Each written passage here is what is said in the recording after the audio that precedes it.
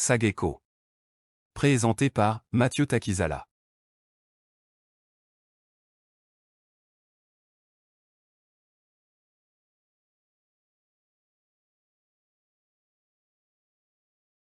Sageko. Présenté par Mathieu Takizala.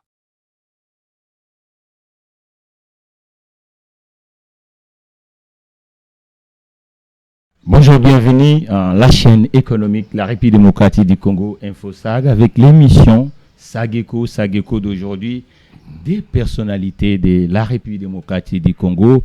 À ma gauche, c'est le professeur qui est habitué dans ce plateau, le professeur Omeonga. Et à droite aussi, c'est parmi les Parisiens de Kinshasa, on appelle M. Pati Katanga, l'homme qui veut que ça change. Le thématique d'aujourd'hui, comment l'économie souterraine ou l'économie informelle, on peut le basculer dans l'économie formelle. Et nous commençons avec le professeur Nico Omeonga. Bienvenue et bonjour, prof. Bonjour, monsieur Takizala. C'est pour moi un honneur et plus une responsabilité de partager cette tribune avec mon co-débatteur Pati Katanga, vous l'avez dit, pour parler de l'économie et particulièrement de l'économie informelle. Le secteur informel, comme le mot l'indique, quand nous parlons de l'informel, c'est une sorte, ce sont des activités économiques qui se passent comme dans les formels. Mais à la seule différence que ces activités ne sont pas fiscalisées. Ces gens qui opèrent dans ce secteur ne sont pas répertoriés, ils ne participent pas à la contribution ou à la formation des PIB ou de la richesse nationale. Et à ce jour, je suis au regret de vous apprendre ou de vous rappeler que ce secteur est très prépondérant au point qu'il avoisine 80% des activités économiques.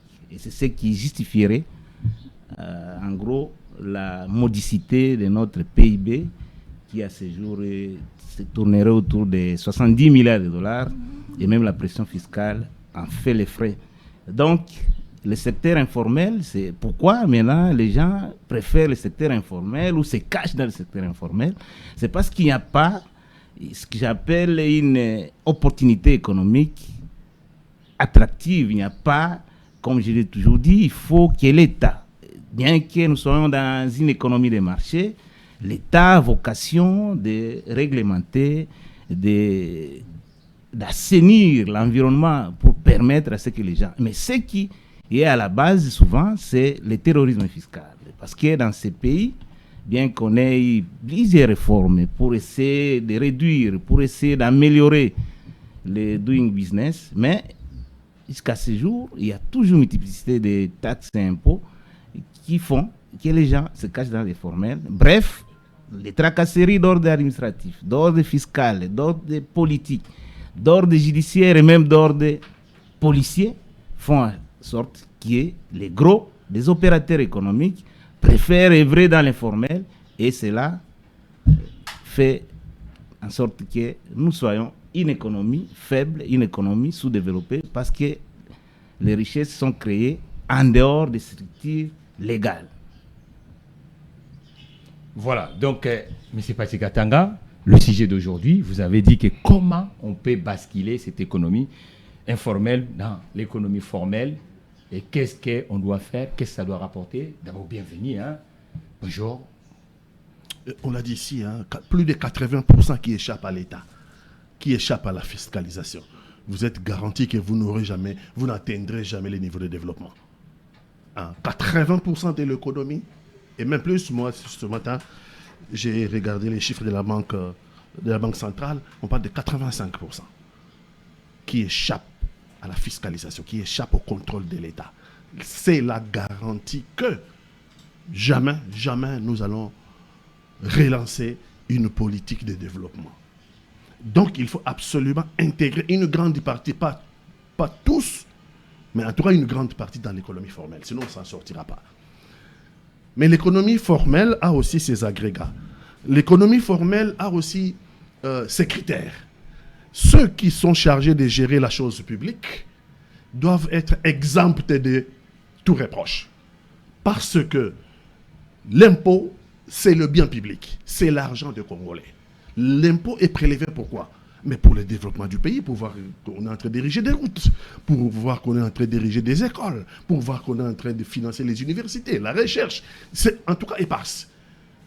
Mais lorsque le Congolais lambda, nous tous, nous avons l'impression que ça ne sert à rien de payer l'impôt. Non seulement ça ne va pas nous servir dans les infrastructures, par exemple, ou dans l'enseignement, cet impôt-là va aller enrichir ceux qui sont au pouvoir. C'est déjà vous créer une sorte de négativité dans la tête des Congolais. Parce que ce n'est pas seulement l'économie informelle. Même ceux qui sont dans l'informel, même ceux qui sont dans l'économie formelle, ont des difficultés à payer l'impôt, ont du mal à payer l'impôt, parce qu'ils savent que ça ne servira à rien. Ça va aller enrichir la classe politique au pouvoir. Donc déjà, il y a un problème déjà d'approche dès le départ. Bon, maintenant, l'économie, pourquoi les gens vont dans l'informel? J'ai déjà dit une grande partie, le professeur l'a dit aussi, la précarité. La précarité. Nous sommes dans un pays où il n'y a pas une politique d'emploi. Nous sommes dans un pays où il n'y a pas de prestations sociales, il n'y a pas de sécurité sociale, il n'y a pas de... Donc, il faut se débrouiller. Et les gens, pour se nourrir, pour nourrir leurs enfants, pour avoir le moyen de payer la scolarité de leurs enfants, pour avoir le moyen de payer les hôpitaux, lorsque les enfants, la famille est malade, les gens vont aller dans l'économie informelle pour échapper au fisc, pour échapper aux taxes. Et donc, il faut maintenant, pour les faire retourner dans l'économie formelle, il faut des mesures incitatives. La semaine passée, je ne vais pas monopoliser la parole, j'étais en Gringir chez mes parents et je vois une maman qui vend du pain qui est traumatisée. Donc on veut m'appeler parce que les Congolais pensent que les politiques, nous avons la solution à tout. On veut m'appeler, viens, Yarananou, je m'approche. Parce que je connais la maman. Les services de l'économie de la commune sont en train de le poursuivre pour payer $50. Et la maman dit, mais quand ma palangaise a la valeur à $30. Ma palangaise a la valeur à... On voulait lui saisir son panier de pain. Ma palangaise a la valeur à $30. Je vous sais, on a fait à $50. Tostoye bisaka déjà. Yo taxe na yo bano futa. Donc taxe communale. Ça dit tout, hein. Ça veut dire que la maman, son capital est de $30. Elle se débute dans le pain. La commune, donc la tracasserie, en réalité, ça va aller dans la poche des individus. Ils viennent pour le prélever $50. Dites-moi, cette maman-là, elle n'a aucun intérêt d'être dans l'économie formelle. Elle va se cacher. Elle va vendre ses pains. Donc j'ai dû intervenir. Devant moi, ils ont eu honte. Maman, nous avons aussi une solidarité. Tout le monde est sorti pour dire c'est quoi. Et puis ces agents-là sont partis. Cela est illustratif de ce qui se passe. Pourquoi les gens vont dans l'économie informelle. Donc l'État, d'abord, doit être exempt de tout reproche. Et puis l'État doit créer des mesures incitatives. Les gens ne viendront dans le formel que s'ils y trouvent un intérêt.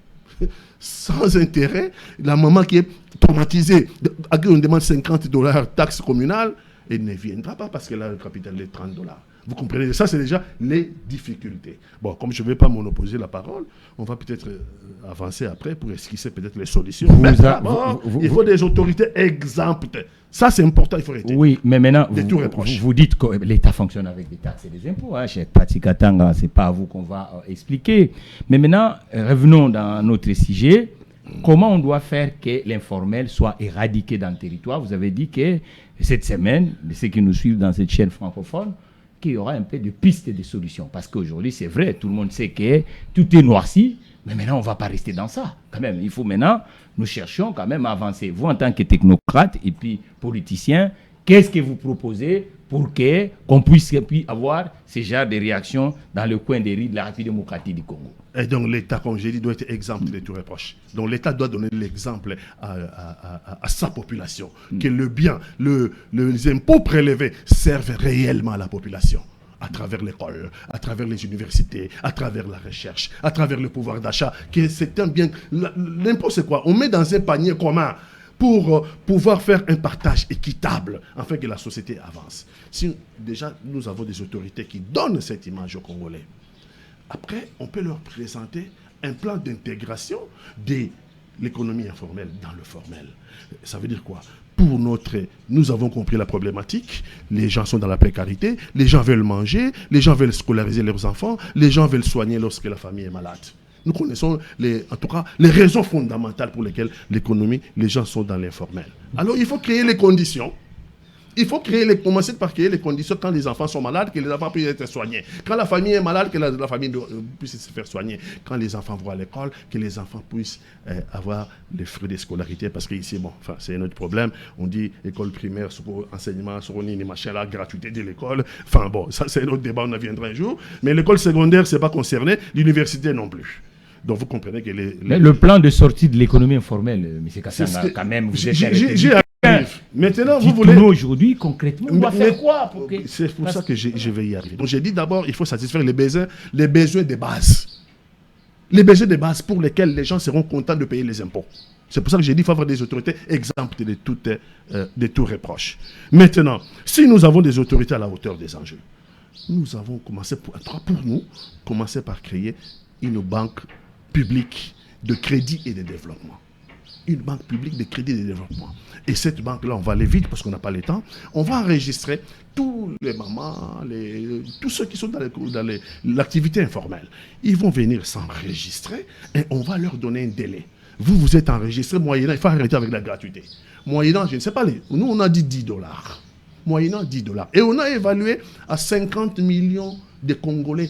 Nous sommes à peu près aujourd'hui, l'évaluation est à 120 millions, 130 millions de la population congolaise. Nous estimons à peu près 50 millions de personnes qui sont dans l'économie informelle, soit pérenne, soit économie informelle provisoire. Donc 50 millions vont se faire enregistrer dans cette banque, moyennant une carte et moyennant un paiement. Il faut arrêter la gratuité. $10, nous avons dit. Vous payez $10, vous êtes bancarisé, vous avez la carte de la banque et on vous donne une année. On vous donne une année d'activité où vous n'avez aucune taxe à payer. Mais déjà, 50 millions de Congolais, à $10, nous avons 500 millions de dollars. Nous avons 500 millions de dollars. Ils sont à ce moment-là bancarisés, enregistrés comme ayant une activité dans les formels. Et après, on leur dit, vous avez une année d'activité sans aucune tracasserie. Sans aucune tracasserie. Les communes, les territoires, les collectivités n'auront qu'à mettre les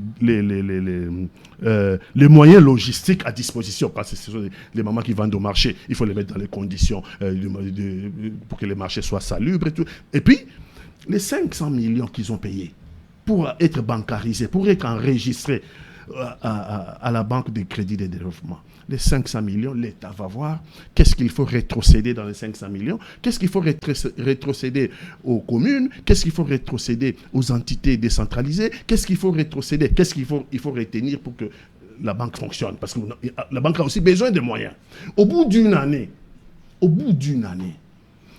ils viennent maintenant à la fiscalisation. Au bout d'une année d'activité, ils viennent à la fiscalisation. Donc pour vous, il faut exonérer la première année, la fiscalité. La première année, ils n'ont qu'à s'enregistrer, moyennant un paiement. Prof, on va revenir vers vous. Vous avez écouté les propositions de votre co-débatteur. Il dit, l'informel pour éradiquer, il faut d'abord identifier l'informel. Nous savons que ça existe.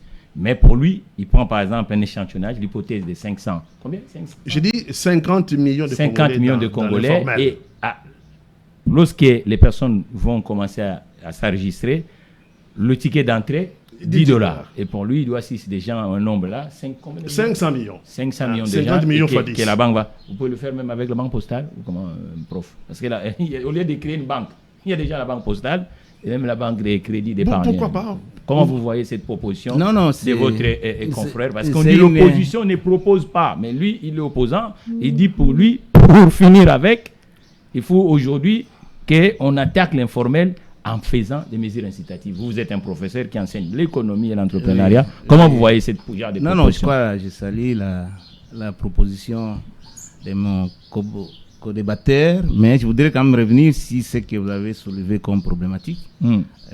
On ne saura jamais éradiquer l'informel. Parce que vous dites de la France, même en France, il y a une partie des Français qui sont dans l'informel. C'est qu'on pourra faire. Oui. J'arrive. C'est qu'on pourra faire. Si on arrive à ce jour à réduire même de moitié, on est à 80, il dit, hier déjà il a constaté on est à 85%. Si on réduit même de moitié le secteur informel, je crois cela va engager encore des moyens substantiels pour l'État. Mais en 6 des propositions de M. Katanga, il faut assainir l'environnement. Parce que, vous savez, l'opérateur économique, certes, c'est un riscophile, il a le goût du risque, mais c'est aussi un gibier péré.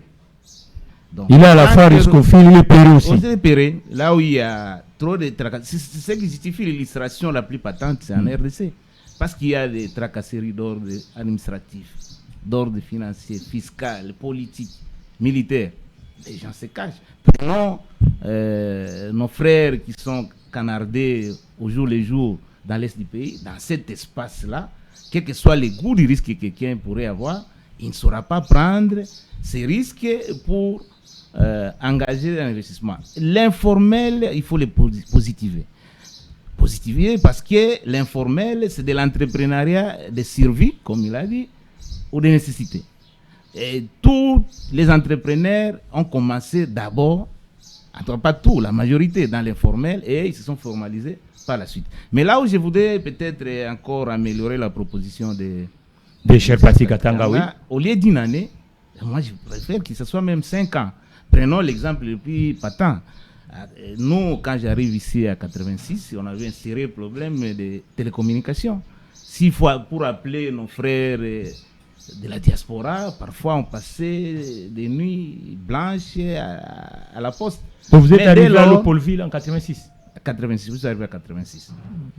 Dès lors qu'on a accordé la franchise fiscale aux télécoms, et ce qu'on appelle les sociétés offshore, on leur a dit que non, vous venez, vous exercez vos activités pendant 5 ans, vous ne payez rien au fisc. Et c'est comme ça que vous avez vu, tous ces télécoms que nous avons aussi dans les cellulaires ont œuvré. Donc, au-delà de les répertorier, je crois que l'État doit aussi appliquer une politique d'octroi de crédit.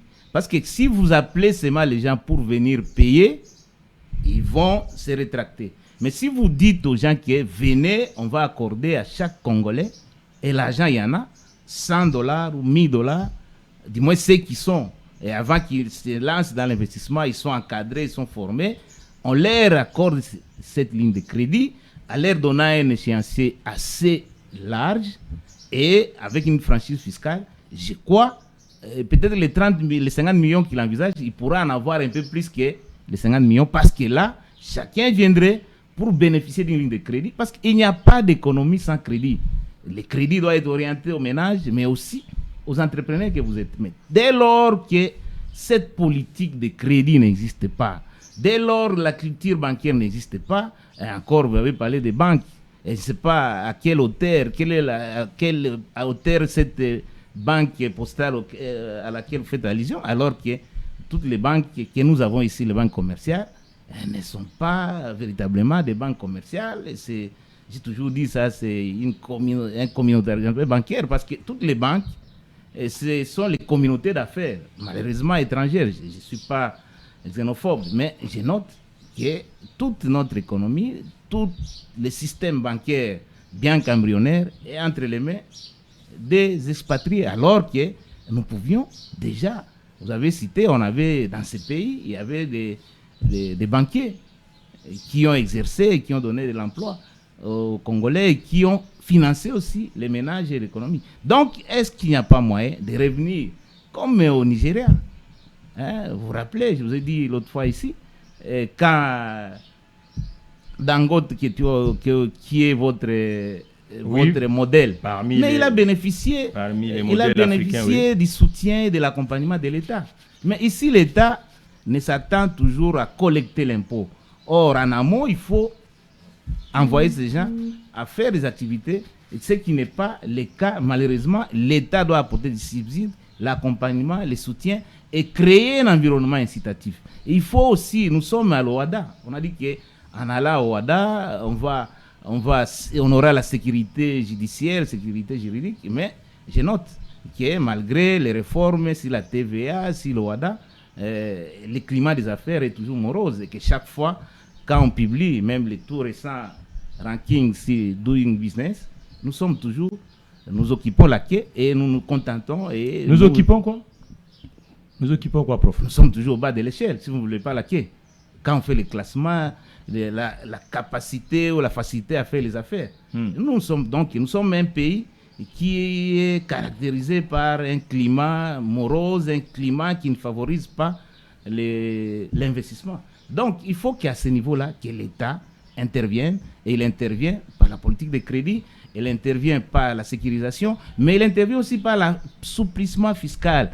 Trop d'impôts, tue l'impôt, c'est le cas à ce jour.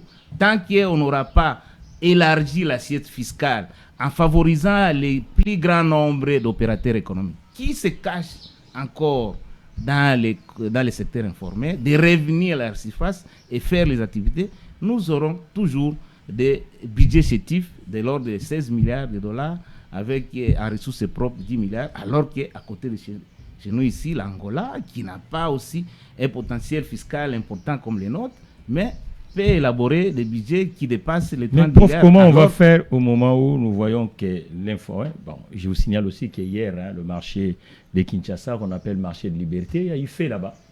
Il fait, et 3/4 des acteurs, vous savez, qui sont dans l'économie informelle. Et ça, pas d'assurance, rien de cotisation sociale au niveau de la caisse des retraites. Parce que c'est ça aussi, il faut voir, quand vous arrivez dans l'âge des retraites, qu'est-ce que la personne va devenir et si aujourd'hui la personne est malade. Je crois que, et puis, la problématique de l'informel, c'est aussi la concurrence déloyale aux entreprises qui sont dans la formalité des choses, prof.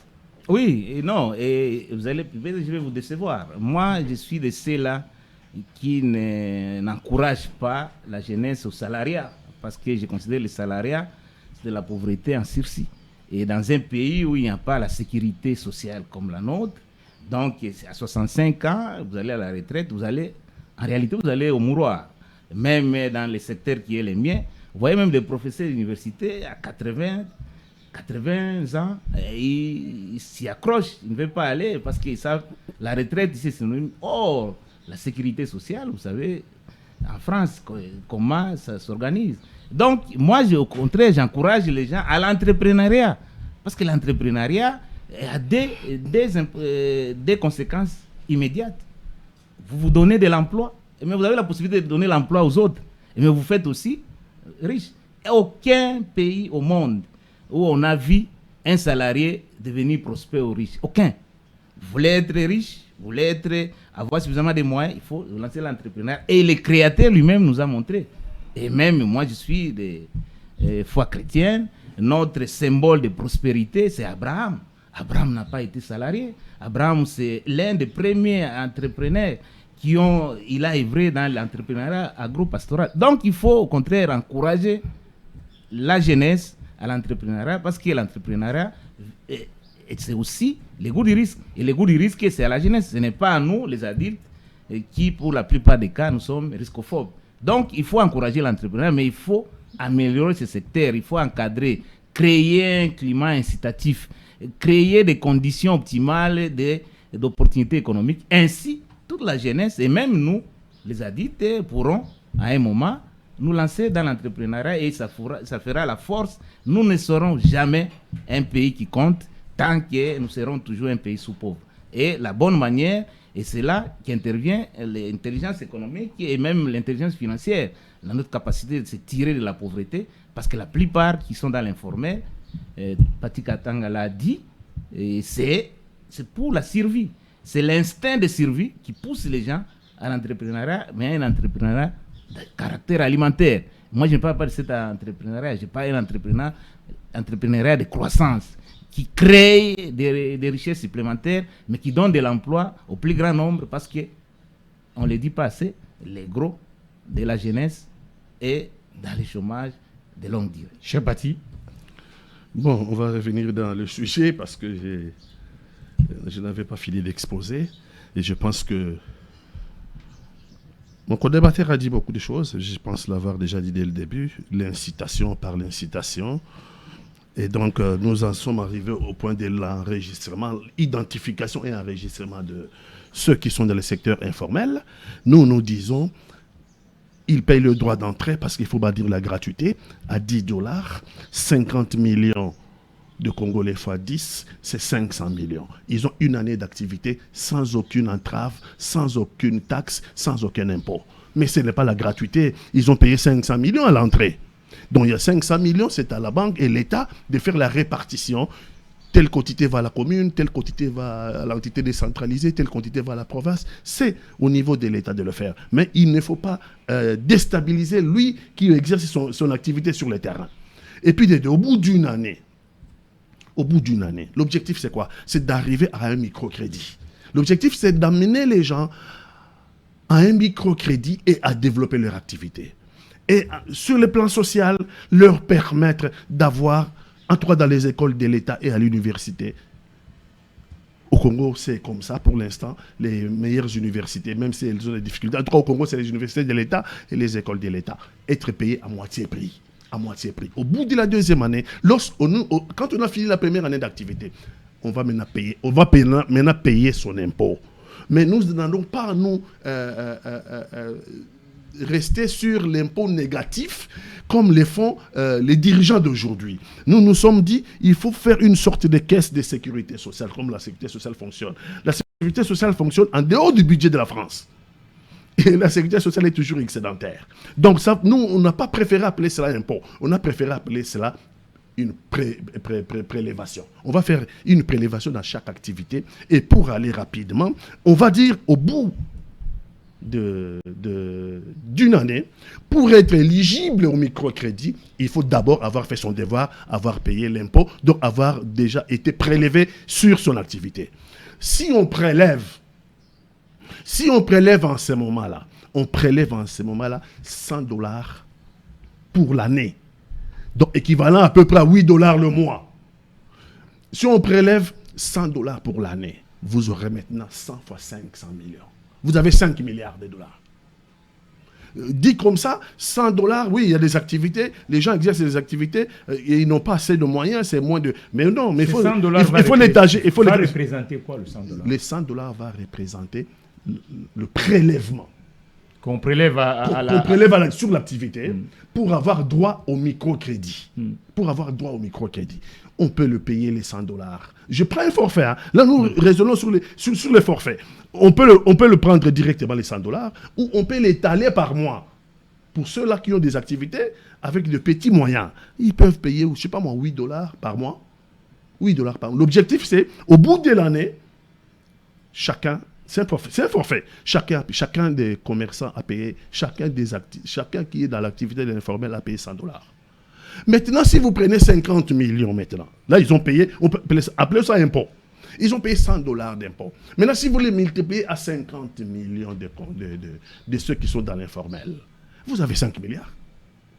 Vous avez 5 milliards.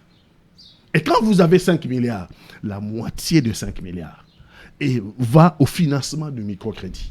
Donc, entre 2,5 milliards et 3 millions, entre 2,5 milliards et 3 milliards vont au financement du microcrédit.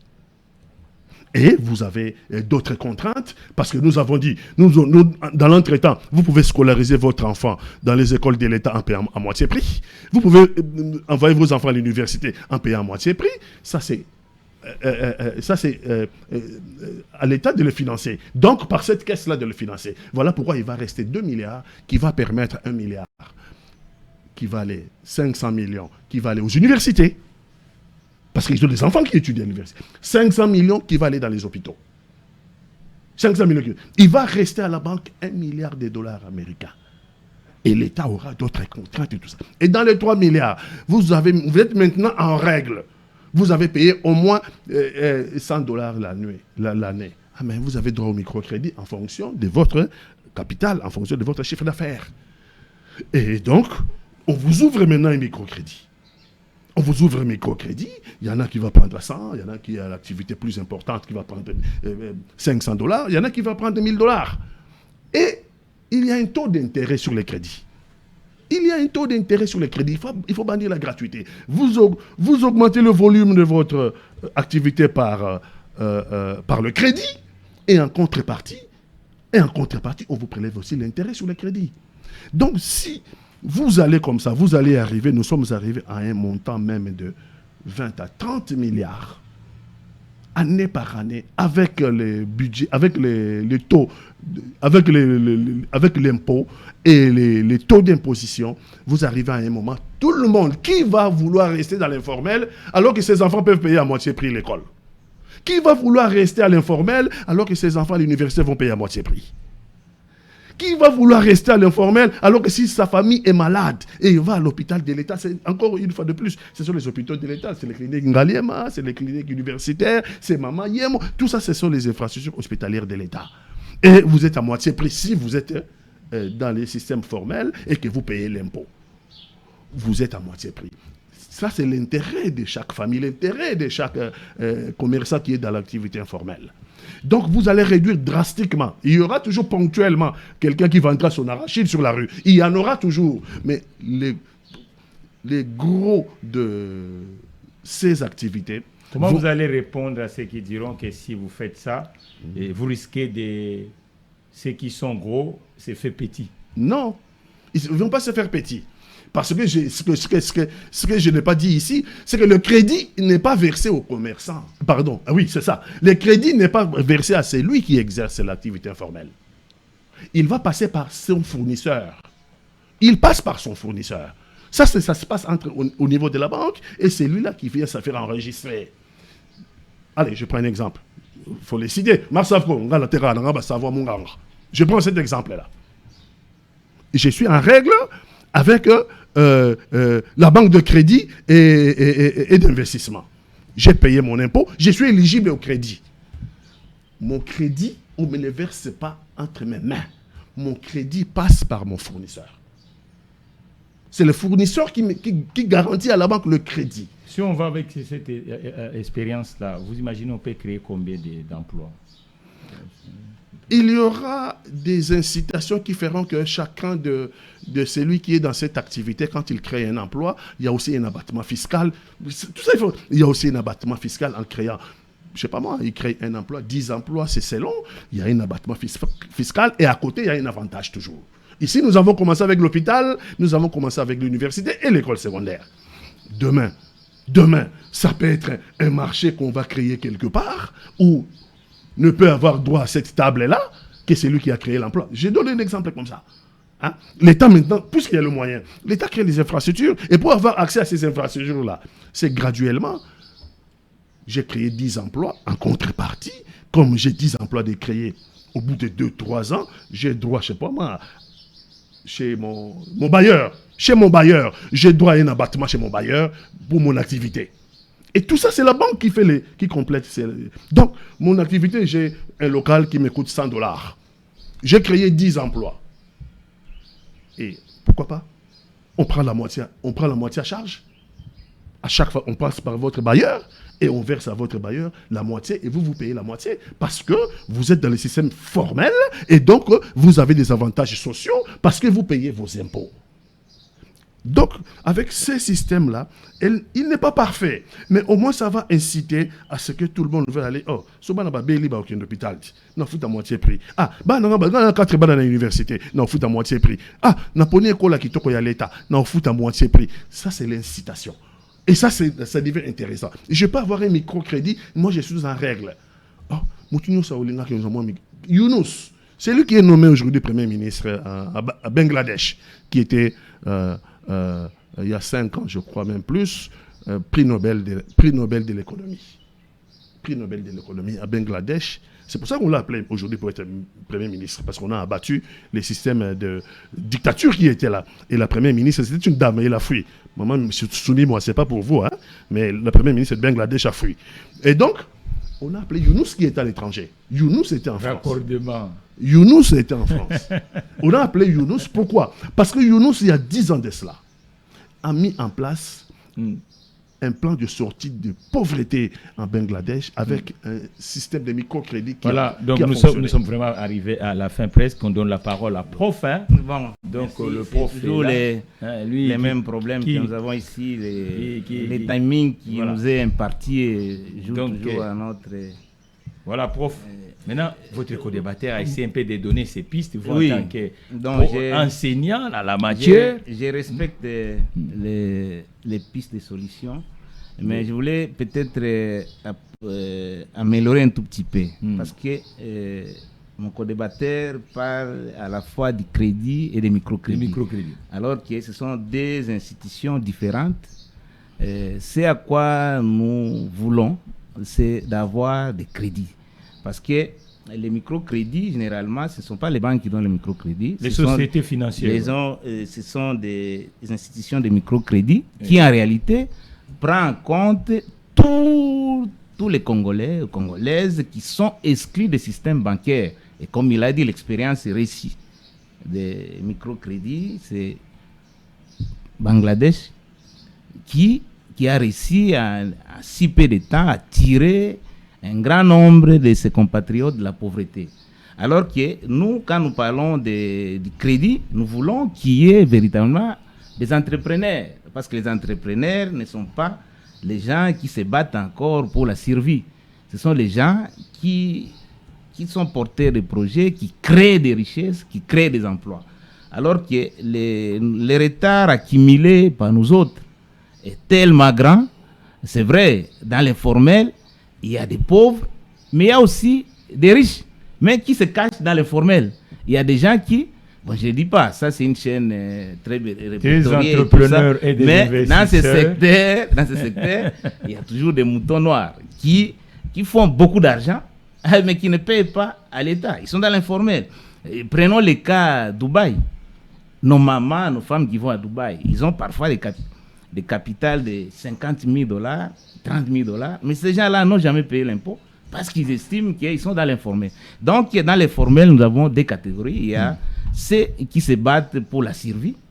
Ce sont ceux-là qui sont éligibles au microcrédit. C'est ce que lui a l'identification. C'est ça, c'est ceux qui sont éligibles. Mais dans l'informel aussi, il y a des gens qui ont des moyens, qui font des gros... Quand quelqu'un a déjà un capital de 30 000 $, est-ce que c'est un pauvre ou... Même s'il n'est pas riche, mais il n'est pas pauvre. Donc, c'est quelqu'un qui, si on l'accompagne, il peut encore créer beaucoup de richesses et donner de l'emploi. Et c'est pourquoi, là où je suis d'accord, il faut un climat attractif. Et le climat attractif passe par les institutions, les mesures incitatives. Incitatives pour que les gens viennent volontairement. Parce que la coercition n'est pas de nature à attirer les gens. Alors que si vous mettez des mesures incitatives, les personnes elles-mêmes vont quitter là où ils sont pour venir et bénéficier de tous les avantages qui sont liés à l'exercice de l'entrepreneuriat dans notre pays, parce que c'est par là que nous pourrons tirer. Et l'exemple est réussi, parce que si nous inscrivons dans les benchmarking, voyons ce qui est réussi ailleurs. La Corée du Sud, je vous l'ai dit ici, quand nous accédons à l'indépendance, nous avions 220 $ de PIB per capita. Un Congolais moyen de l'époque avait 220 $. Et pendant ce temps, la Corée du Sud, c'est 156 $. La Chine, 86 $. Mais après 64 ans d'existence, mais nous, on a réussi seulement peut-être à tripler.